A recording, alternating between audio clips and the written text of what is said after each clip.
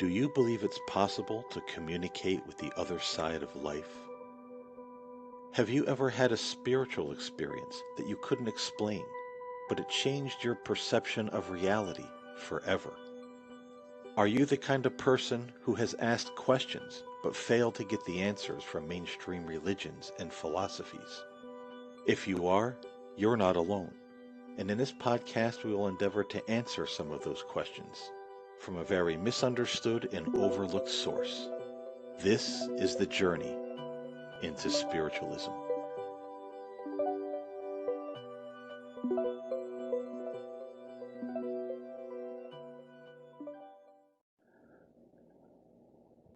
Blessings, one and all, and welcome to Journey into Spiritualism. I'm Paul James Caden, and in today's episode, we're going to be talking about a very important topic. At least I think it's important, and I think this is something that all of us should really consider and think about right now in the day and age in which we're living. And it doesn't matter where in the world you live right now. There's a lot of problems going on with society. There's a lot of problems in governments. We're looking at pandemics spreading across the globe. And so I want to talk today about how to deal with the chaos and upheaval in the world around you. Because let's face it, we're not given a lot of tools on how to do that. We're not given, a lot of tools in our schools or by society or even by a lot of religions or philosophies. Most of the time, people in all of these schools of thought and, different brackets of life teach us the same thing, and that's choose a side. Somebody's right and somebody's wrong. And then it will come down to the side that we choose is right, and anybody who chooses a different side is wrong. And we really see that glaringly true here in the United States, that we have politicians that are so extremely dishonest in the things that they say and the things that they do, and people who side with that because they support that particular political party. It doesn't matter what they say. They'll side with it. They'll fight for it. They'll make excuses for the bad behavior. Well, he didn't really mean that, or they didn't really mean that, or that's a lie. That's just a lie of the opposition or the fake news to bring these wonderful nation-saving politicians down. It's a plot of the deep state or whatever it is they come up with to condone the bad behavior. And this is a very dangerous place to be in. And if you're in that place right now and you're hearing these words and you're feeling a little bit of a anger rise within yourself saying, oh, I know what you're talking about. I don't like this guy. I'm going to send a nasty email or leave a nasty comment or turn this podcast off. Well, then you certainly need to progress further into this topic and see what it is we're talking about here. Because I think we have some things to bring to the table in this discussion that's really going to make us all think. So if you're someone who's out there having trouble dealing with the chaos, you're feeling scared, you're feeling depressed, you're feeling nervous or worried, or you're feeling angry because you're choosing a side and the fighting continues in the media, in the governments, in the world, terrible things that are happening. How do we deal with all of this? How do we get a handle on all of this so that we can cope and not feel like we're going under or like the world is going to be destroyed tomorrow because somebody's going to push the little red button that sends the nukes crisscrossing through the skies of whatever nation we happen to be living in? Well, I think a good place to start for this conversation would be to go back to one of the earlier podcasts that I recorded in this particular show, where we talked about why are there trials and tribulations in this world? Why do bad things happen to good people? Why do good things happen to bad people? Why are there struggles? Why are there problems? Why do bad things happen at all? If there is a God who loves us, then why are we put through so many trials and tribulations in this life? And the answer that we gave for that in Spiritism and in spiritualism, and this also goes back to early Christianity, and even Islam believe this as well, that we are tested in this world.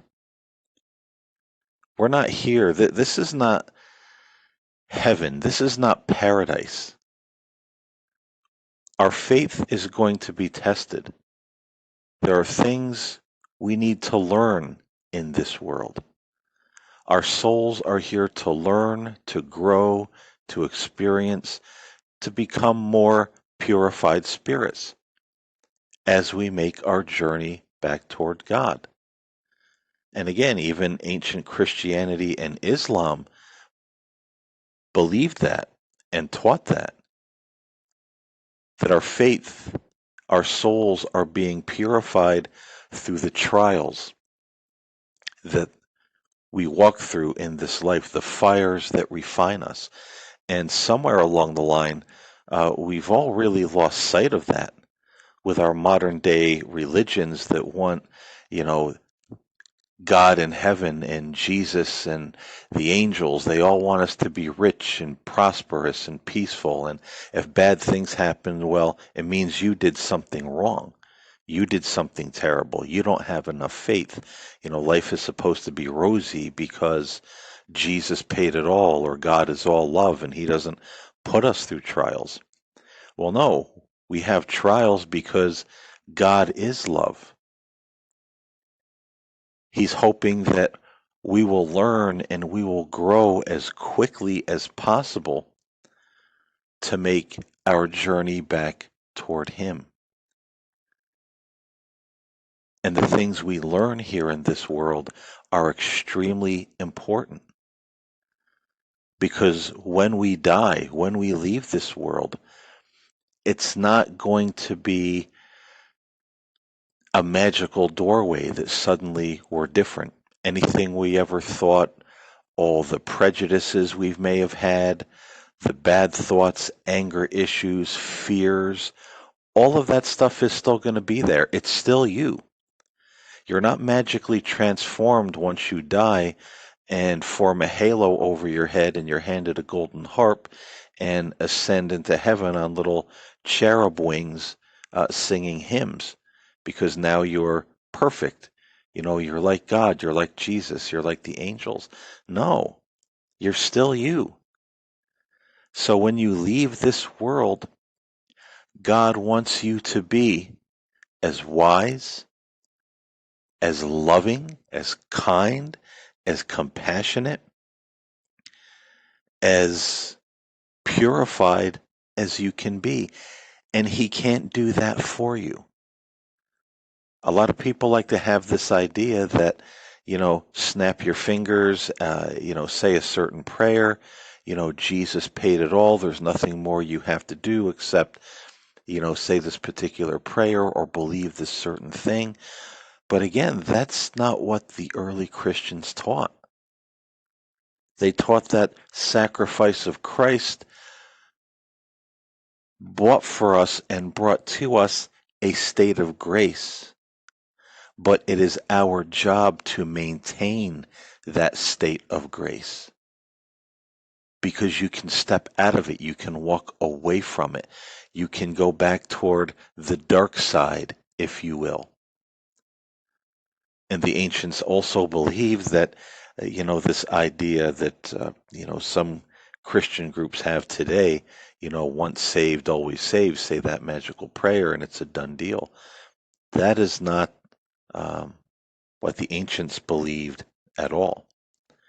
So this concept, going back as far as you want to go into spirituality or any religion, they've all taught the same thing, that spiritualism and spiritism preserves in their philosophy and belief system today.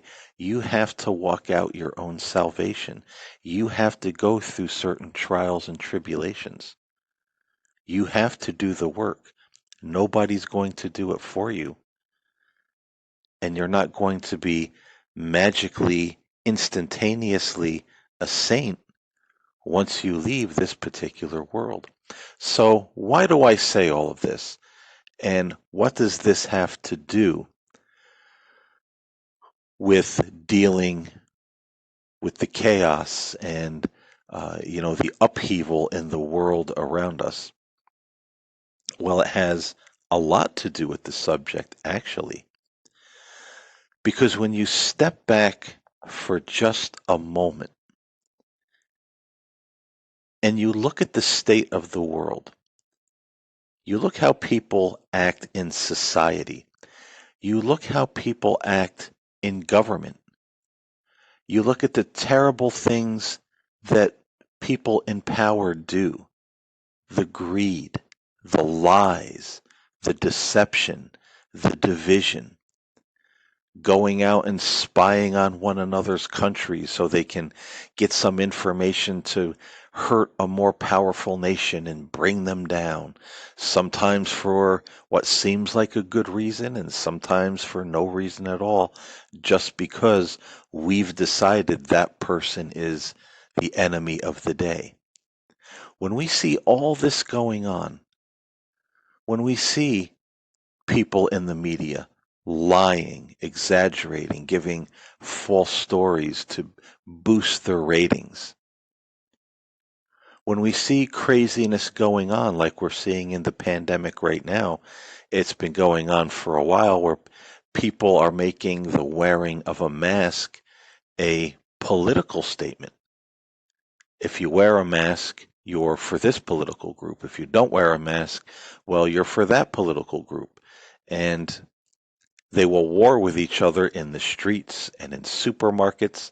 If you're wearing a mask, not wearing a mask, some businesses making a political statement that if you wear a mask, you can't come in because we're not imposing that on anybody in the middle of a pandemic. So all these crazy things that people come up with, and it's even kind of gaining some traction in some of the conspiracy corners that the wearing of the mask is a racial thing and it's only being imposed and meant for white people to cover their faces, to hide their faces. But for people of color, this, it's not being enforced at all. They don't have to wear a mask. They don't wear a mask. And, that is absolutely untrue. It's unfounded. This is something that someone came up with, and they're choosing a side. I'm right, you're wrong. My political affiliation is right, yours is wrong. My race is right, yours is wrong. But when we look at all of this, rather than choosing a side and going, geez, I have to pick a side. I have to pick a side because I want to belong. I want to be in some group. I don't want to be left out. Or I'm afraid, so maybe I want to pick a side for who I think the winner is going to be. Because when they conquer, I don't want to be one of the conquered. But we can't let these things be our motivation to choose a side. Because this is a big one. We have to realize that all of those people doing all of those things, the people in society, the race wars, the prejudice, the people in politics and their greed and their lies and their dishonesty, Well, they're no better than you and I. They're still souls who are here in this world to learn their lessons and purify their spirits. And they have been placed in that particular area of the world or the life that they're living for a reason.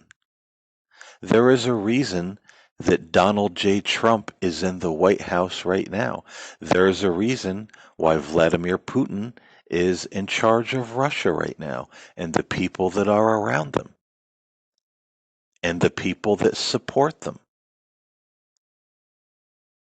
Their souls here for a reason. They're here learning their lessons, and they will either learn those lessons and pass the test and purify their souls to a greater degree, or they will fail. Just because you're here going through a test or a trial doesn't mean you're going to pass it. This isn't New Agey philosophy where no matter how you shuffle the deck, it all comes up aces and eights. It's all good. Everybody gets a free ride. Everybody gets a trophy in the end. Everybody wins. That's not how it goes.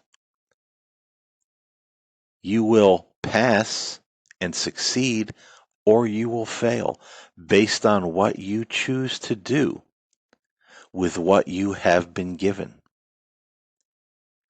So all of these people that individuals look at, oh, the elites, oh, the 1%, oh, the billionaires, all the people that sit in power and the terrible things that they do.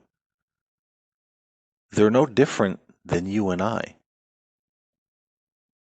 And those trials, those positions that we have in life, no matter where we are, rich or poor, happy or sad, little or nothing, struggling or on easy street, all of that has been predetermined by God, by the heavenly realm, before our soul came into this world. This is not something that happens just by chance. Now, there's a lot of things written in the Bible and even in other holy books that talk about predestination, and there's always been a lot of squabbling over what that means. Oh, some people are predestined to be saved and go to heaven, other people are predestined to go to hell. Well, that's not really what that is talking about. And that's not really what a lot of the ancient Christians and spiritual people believed. But events, the life you're living and certain events in it, the position you're in, your station in life has absolutely been predetermined because that is part of your test. You had to go through that. You had to face that. And some people have a very heavy load to carry. It's very difficult. But then there are some people who the test is, what will you do when you have everything? Will you use that everything to be a good person, to help others, to bring freedom and justice and love and compassion to your fellow man? Or will you hoard it? Will you become greedy and stingy and shallow of thought and emotion? And your only aim will be to get more and to help those around you who have everything get more because you want it all. More is not enough. It's the test. What will you do with what you have? So every decision that we see every person making around us right now, no matter who they are, that is part of their test and their trial. What are they going to do with what they have been given? And now we don't judge people. We don't judge people for going through their trials and their tests. We are to have compassion because we are all like little children who are growing up. You wouldn't walk down the street or walk into a house and see several children sitting in a playpen fighting over toys. Maybe there's two in one corner and they've ganged up on the third and they're taking all the toys and they're fighting and they're squabbling. You wouldn't walk up to that playpen and say, well, I'm going to choose the side of the two infants who have all the toys because they have it all. And I want to be like them.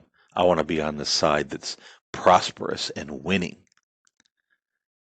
And we wouldn't choose the side of the infant who's being ganged up on and say, well, I'm going to choose his side because he's the underdog and I relate to that. I was the underdog all my life. So I'm going to team up with him or her and help them get all the toys back from those other two little punks because what they're doing is wrong. Do you see what I'm saying here? Do you see how that would be the absolute wrong decision for a mature adult to make? A mature adult would try to teach these children how to share, how to get along, how to do the right thing with what they have. You're all in the playpen. You have to get along because you're all going to be in there for quite some time over the next X amount of years. So you can't be hating each other. You can't be taking from one another. You can't be hoarding everything in this corner while this, child over here has nothing. There's enough to go around in the playpen. You have to get along. You have to share. Now, extrapolate that outward into the bigger picture of the world.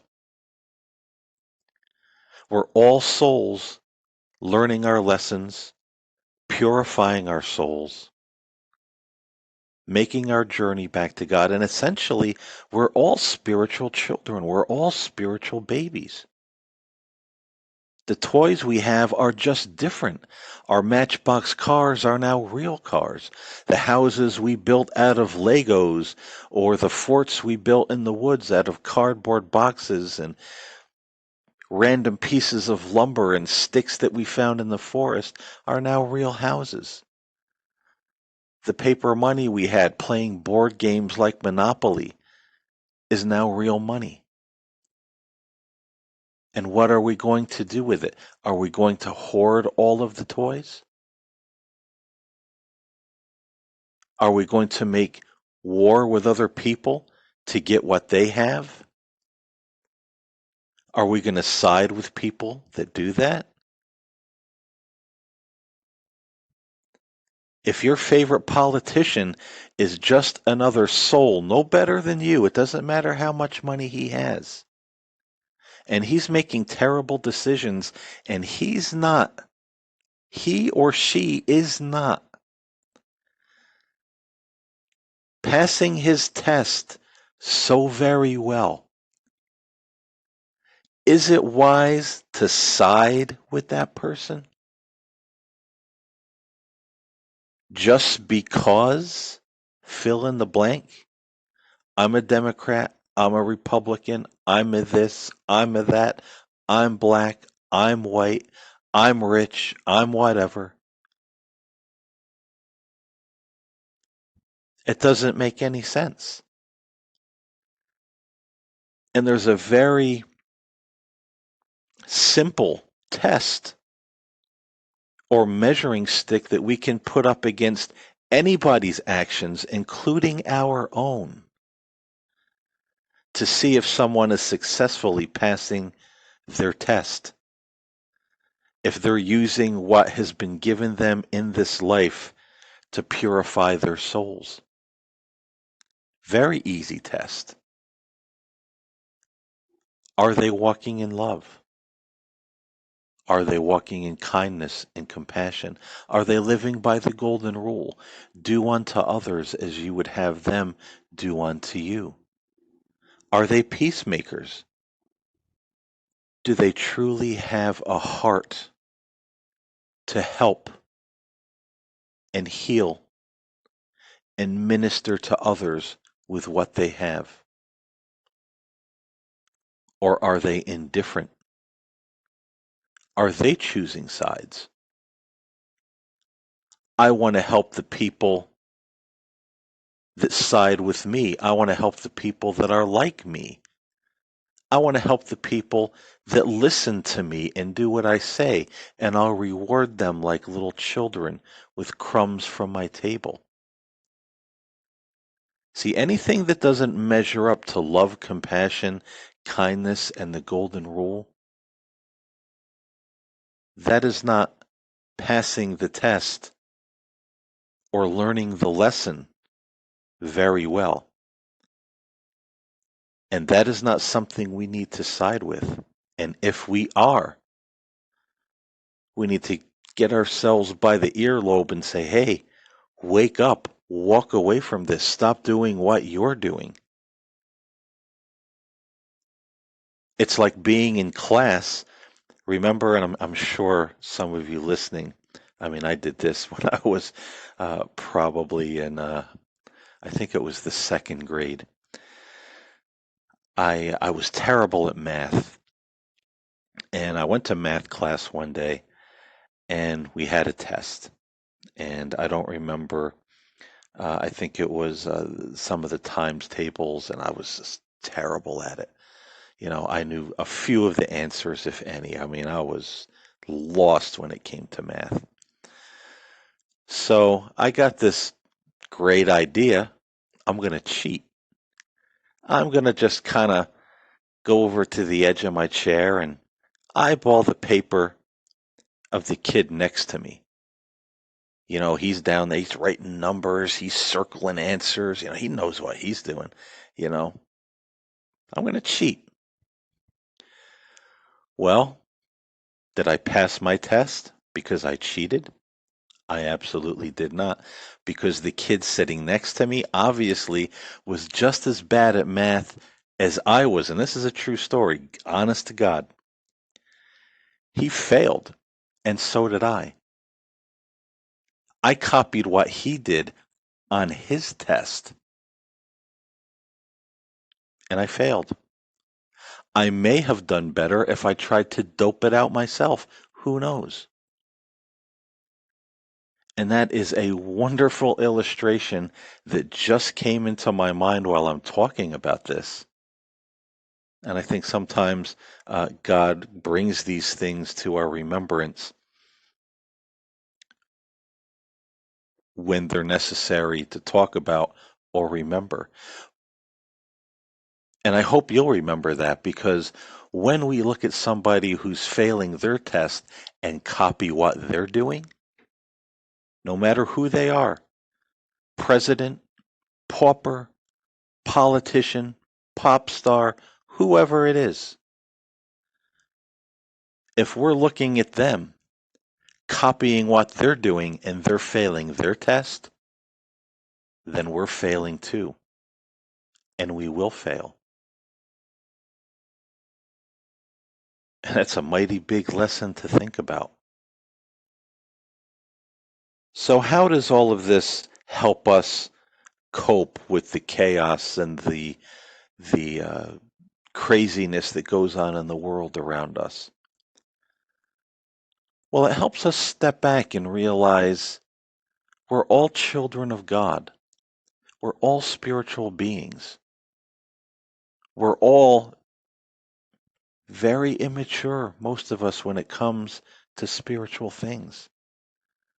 We're all learning, we're all growing, we're all having successes and making mistakes every day. And Donald Trump and Vladimir Putin and the people protesting in the streets making uh, political or racist issues out of wearing a mask during a pandemic, all this crazy stuff, they're just all people too. And some of it certainly makes you scratch your head and go, wow, what are they doing? What are they thinking? And it's okay to say, wow, what are they doing? But it doesn't mean we go out and join them. It means maybe we should go out and talk to people, start a blog, start a podcast, do something to try to reach people to say, hey, folks, maybe we're not doing such a good job with what we're doing. Maybe we need to back up and rethink this strategy. Because you know what? We are all just souls on a journey. None of us are going to be here forever. All the material things of this world aren't going to matter in the end. It doesn't matter how much money we have. It doesn't matter what kind of car we drove. It doesn't matter what political affiliation we belong to. It doesn't matter what color we were, what denomination of church or what religion we were. None of it's going to matter in the end. It's how we lived our lives. And I said this in another podcast. This is something that the ancients believed in and taught, and we've lost sight of it. And we need to get back to basics. This planet, this world we live on right now, isn't going to be here forever. It's going to be changed. This system, the way it is not going to be the way it is forever. Believe me, there is a God. And eventually, that supreme deity is going to step in and things are going to change for the human race. And you're either going to welcome that with open arms and rejoicing, or you're going to shrink back in fear and terror because you never saw it coming and you don't know what's next. Now, that doesn't mean, again, you burn in hell. He's going to, send you to a horrible place. But you're going to go to a place that's not going to be very happy for a while until you can sort yourself out. And see, folks, when we realize these things, when we know these things in our hearts, then we really start to have a lot more compassion for our fellow human beings. And you can turn on the news and you can watch what's happening in the world and all the terrible things people are doing. And instead of feeling afraid, you just feel peace and compassion. I don't hate that man because of his politics. I don't hate that woman because of her politics. I don't hate that person because he's rich or poor or black or whatever he's trying to do, he or she. We have a heart to help people. Love, compassion, kindness, the golden rule. Now we're starting to pass our test. And we have more confidence because then come what may, we know that there is a world beyond this world. We know there's something beyond all this. This isn't forever. And that just brings us peace because we know it's not a bad thing or a bad place. And that, my friends, is how we cope with the chaos and the craziness that's going on in the world around us.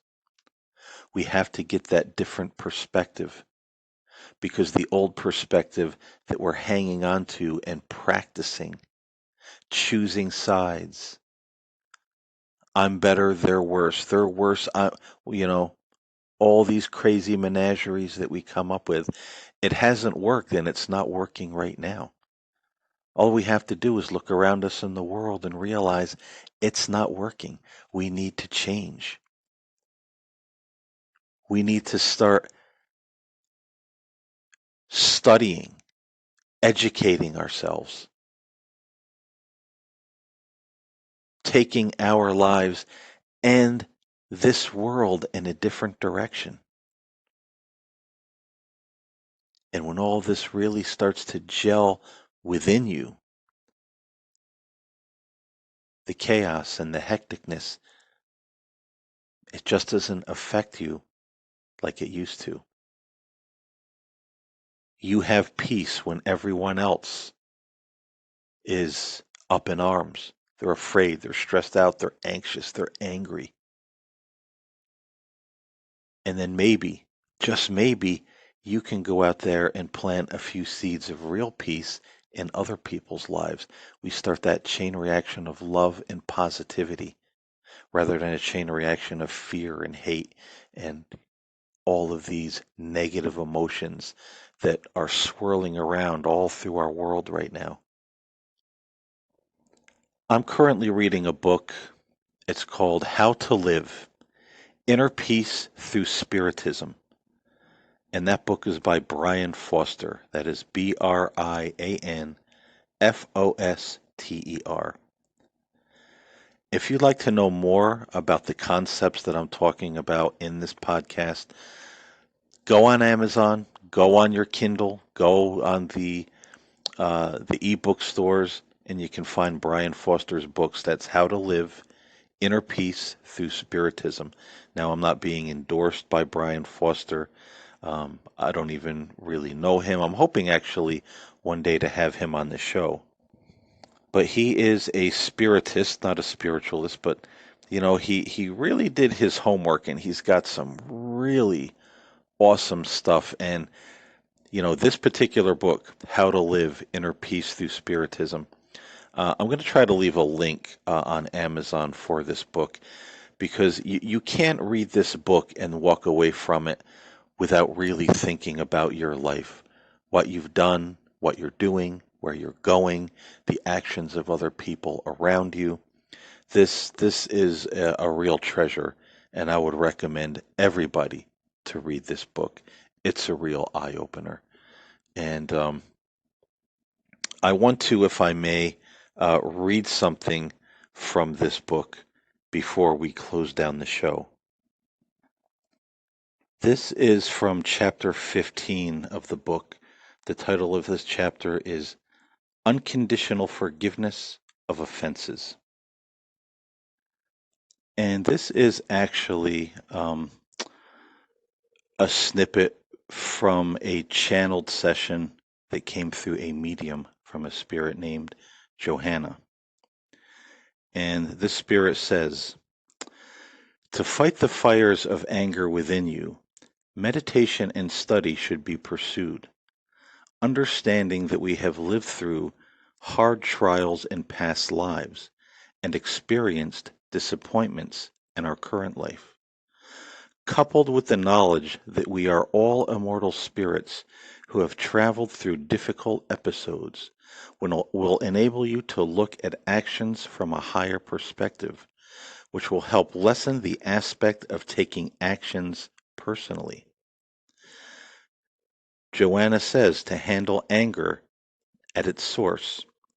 When offended, the individual should express one's feelings to the aggressor, to friends, without complaint or sorrow.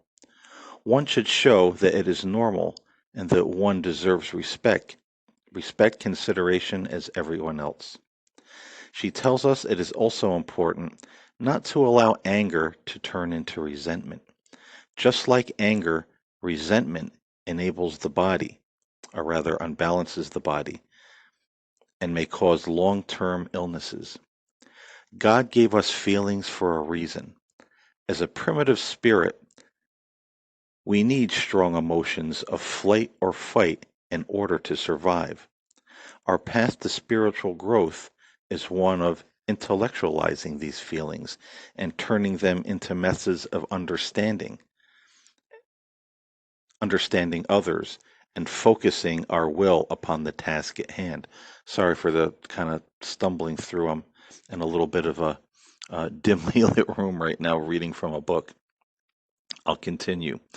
Once we comprehend that we are on earth to make mistakes, just like the child who must repeatedly fail before mastering whatever they are attempting, we too are shepherded through multiple lives to allow us to overcome our primitive urges and replace them with positive attributes which contribute to our eventual graduation to become a pure spirit.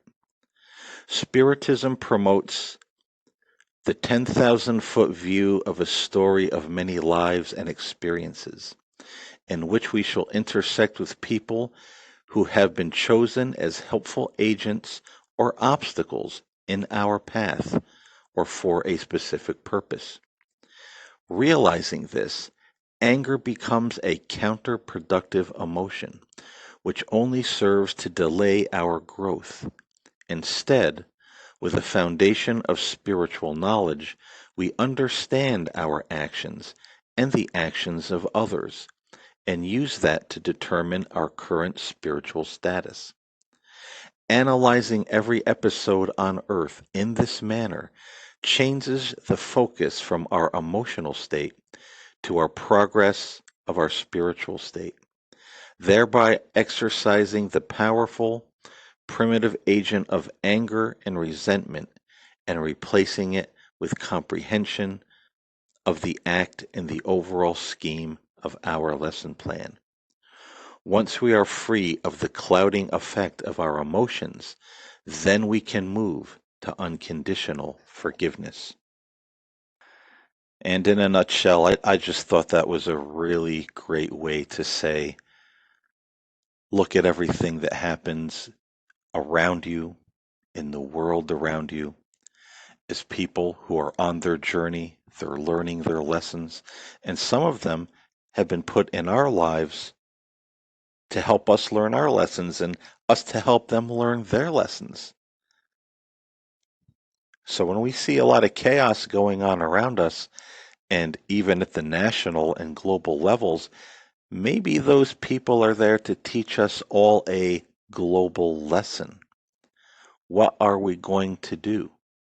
How are we going to restructure our education system, our government systems?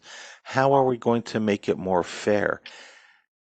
How are we going to start taking so much importance off of greed and money and war and class and start putting that value on human beings, human life, and even more importantly, our spiritual life and growth and journey? And if we see all of these things from that perspective, then we handle the lessons, we handle the chaos, we handle all of the problems much differently. Even if everybody else around us is not learning the lesson and failing the test, and they're angry and they're fighting and they're doing horrible things in the streets and they're going to war, hold your peace. What are you doing on your journey? We can't walk somebody else's journey. We can't live somebody else's life or learn their lessons for them. That's up to them. We can try to help. We can give advice. We can give compassion. We can read a book like How to Live Inner Peace Through Spiritism and give that book to someone else and say, hey, give this a read. Here's something that a lot of people scoff at and laugh at. Oh, spiritualism. Oh, spiritism. Ha, ha, ha, ha. But they don't even realize how much depth and wisdom, ancient wisdom, are in these teachings. Now, this doesn't mean you belong to a religion. We have to get that off the board. This is just information that arms you as an individual to start making better choices for your journey. You're not under doctrines and dogmas and all of this sort of thing. In spiritualism and spiritism, you are free to make your own choices, live your life the way you see fit. No one's going to bar this or bar that, of course. If you're doing things that are not of love and you're, being terrible, that's not going to be upheld as something good. But you get the picture.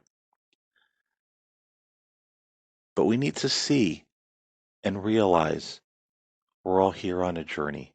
We're all learning.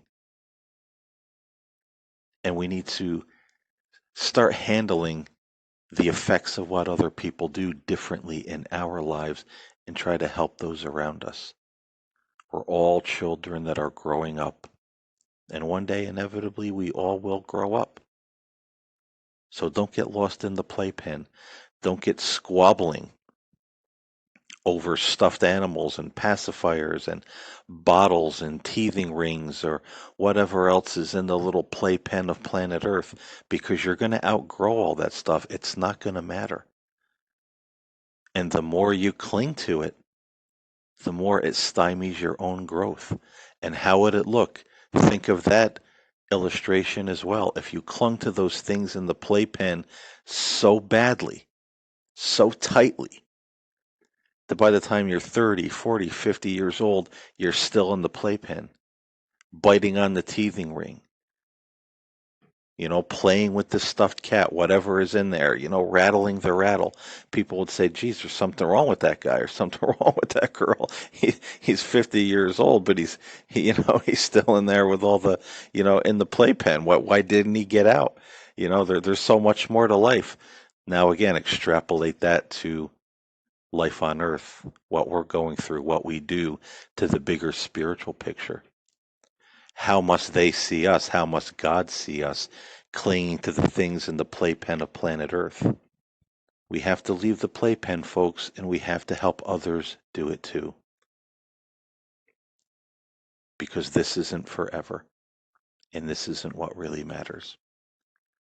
So I hope this helps. I hope you read the book, How to Live, Living a Life of Peace Through Spiritism by Brian Foster.